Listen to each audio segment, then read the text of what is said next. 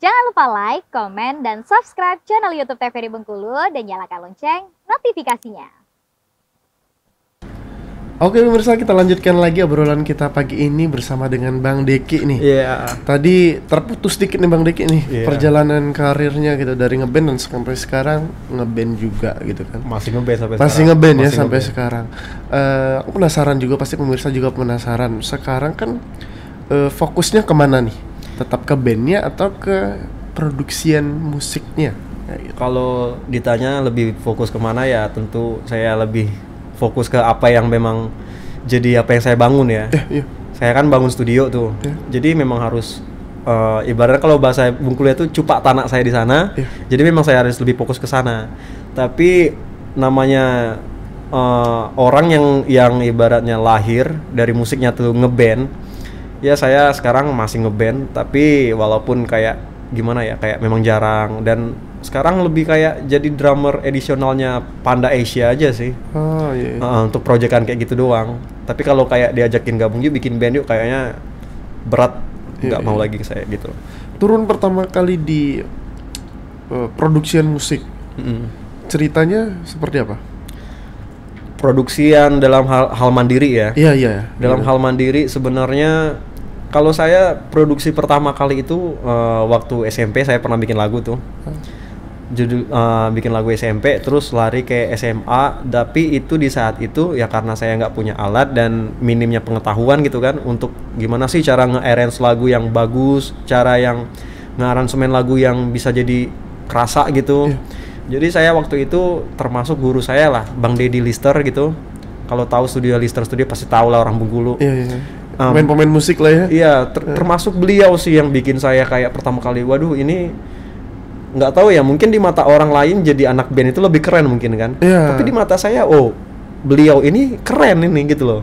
Menurut saya saat itu dari SMP saya udah main ke sana, SMA juga kayak produksi lagi di sana, dan akhirnya kayak tertarik gitu kan. Oh ini kayaknya ini lebih saya deh gitu loh. Lebih Deki banget Deki banget lah gitu.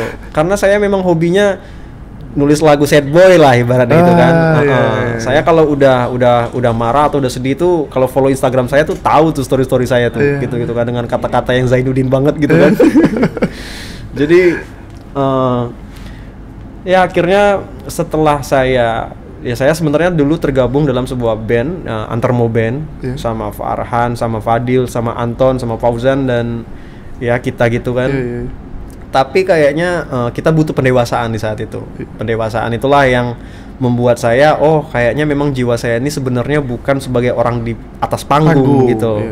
Kayaknya saya memang lebih nyaman untuk nggak terlihat, tapi ada gitu loh, kayak bayangan aja gitu. Jadi di saat itu terakhir project dan untuk pertama kalinya kami produksi secara mandiri dan bener-bener, sebenarnya sebelum itu memang kami udah bikin mini album tuh, tapi ya tetap aja kayak kurang dewasa gitu. Tapi di saat bikin lagu yang judulnya Biar Rindu itu, kebetulan saya sendirian nulis, dibantu sama teman-teman Antarmo juga waktu itu untuk ngaransemen dan lain sebagainya biar jadi luar biasa kayak yang itu. Saya mikir nih, lagu ini pertama memang kayak cerita saya sendiri tuh, kayak memang keinginan saya banget. Jadi saya ngomong ke teman-teman Antarmo, kayaknya untuk lagu ini biar saya yang kayak mati-matian dulu lah, berkorban dan berjuang lah ya.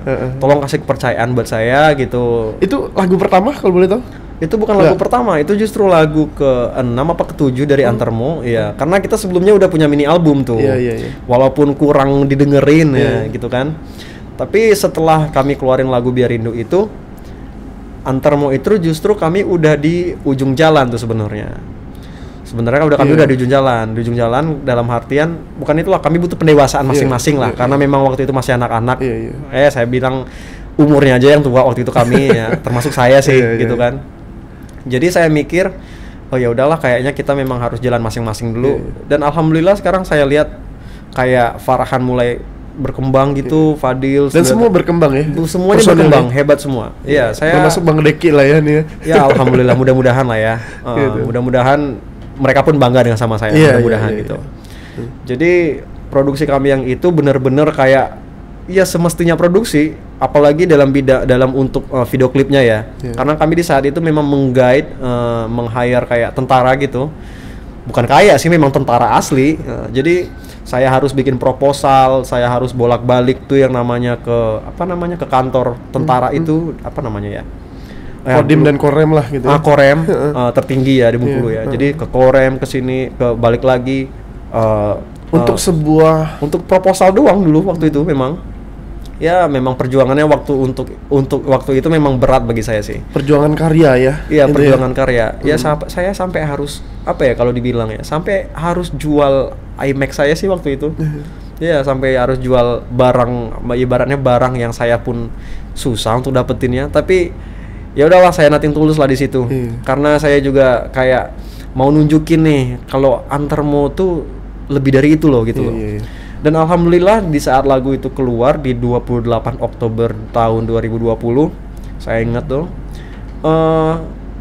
mungkin saya bisa ngomong kalau lagu itu lagu Bengkulu yang diproduksi secara mandiri dan memang dengan viewers yang justru bukan viewersnya, saya rasa bukan banyak dari Bengkulu deh, seluruh Indonesia. Karena memang lagu itu mewakilkan banget. Jadi kalau dilihat komentarnya itu rata-rata istri tentara, para tentara. Saya ngerasain ini loh mas. Dulu waktu saya hamil, saya ditinggal sama suami saya lagi dinas gitu-gitu kan. Relate banget ya. Tapi melihat banyak pengorbanan dari sebuah karya tadi yang Bang Deki ini. Bang Deki melihat peluang di produksi musik ataupun musik lokal di Bengkulu. Bagaimana? Kalau menurut saya untuk musik lokal di Bengkulu, ini saya bukan kayak banggain orang Bengkulu, musisi Bengkulu. Tapi dengan semua kesadaran saya sebutin memang musik Bengkulu ini bagus mas, bagus banget. Karena dari sisi apa nih? Dari sisi musikalnya, sisi playernya, aransemen dan lain sebagainya, lirik dan lain sebagainya itu bagus semua. Mungkin kalau kita nih cuma kayak apa ya? Kita nih terlalu tinggi dinding di Bengkulu ini. Barriernya terlalu tinggi. Iya, untuk kita dipandang sama orang lain itu, mungkin kalau orang Bengkulu, misalnya ibu kota nih Bengkulu nih, Bengkulu nih ibu kota gitu kan. Aku yakin musisi-musisi di Bengkulu ini banyak yang lirik. Kayak kita punya Bakardi, kayak kita punya Fake Island, Kolesterol dan banyak lain-lainnya gitu kan. Itu semua hebat-hebat itu. Bukan saya muji karena mereka teman saya, bukan, karena memang bagus gitu. Saya orangnya fair kalau untuk bagian musik dan lain sebagainya. Di saat dia kurang bagus, saya sampaikan kurang bagus. Di saat nggak bagus banget, saya sampaikan nggak bagus banget. Tapi di saat memang benar-benar bagus, ya saya puji habis-habisan gitu. Dengan alasan masing-masing juga gitu. Nah, kenapa faktor tingginya tembok di Bengkulu? Apakah karena maksudnya Bengkulu sendiri kurang tersohor kan di musik-musik nasional atau seperti apa? Kayaknya gitu sih. Walaupun sebenarnya kita ini kayaknya udah masuk di dunia digital gitu kan.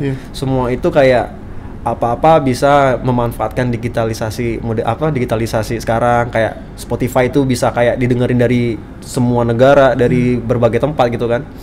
Tapi menurut saya tetap aja sesuatu itu harus sebelum gimana ya, kayak apa sih bahasanya, kayak nggak tahu ya, kayaknya kayak kalau kita ada di kota besar kayaknya lebih gampang untuk dipandang gitu. Misalnya kayak siapa sih contohnya artis-artis sekarang yang baru-baru keluar, kalau didengerin mereka sama yang kita punya musisi Bengkulu itu kayaknya nggak beda-beda jauh deh. Kayak bagus, produksinya sama-sama bagus, lagunya sama-sama bagus, cuma bedanya ya balik-balik sih positifnya nasib sih. Tapi apakah kalau aku pantik ya dengan faktor label musik atau label rekaman yang mereka bawa kan, home production kalau di kota-kota besar kan udah terkenal ya, gitu kan, kayak Musika, kayak itu yang mungkin yang lebih tahu Bang Deki gitu. Apakah di Bengkulu belum, ya kayaknya kita nggak mampu deh bersaing sama kota-kota besar yang seperti itu. Apakah itu juga termasuk, kan promosinya beda ya kalau misalnya Tulus keluar gitu kan dari label manajemennya dan lain sebagainya. Sebenarnya itu ya benar sih, kayak apa ya, logikanya kita melawan, contohnya nih kita orang awam melawan orang yang kaya raya di pengadilan nih. Ya yang kita rasain sekarang kan. Kayak gitu juga musik.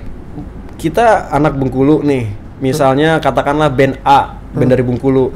Dengan budget produksi ada 20 juta. Dan 20 juta ini juga dalam budget promosi. Misalnya bikin lagu, rekaman 3 juta. Bikin video klip 7 juta, udah habis 10 juta. Punya duit 10 juta lagi nih buat promosi. Sedangkan mereka misalkan mereka tuh modal mereka satu lagu aja mungkin ratusan juta gitu. Dan sekarang kan bisa kayak masih ada nih, sebenarnya yang paling mempengaruhi masih radio sih. Kayak bayar berapa juta gitu radio seluruh Indonesia selama 1 bulan kayak gitu kan. Kayak apa namanya, kita nih kekurangan tim yang memang ngerti itu loh.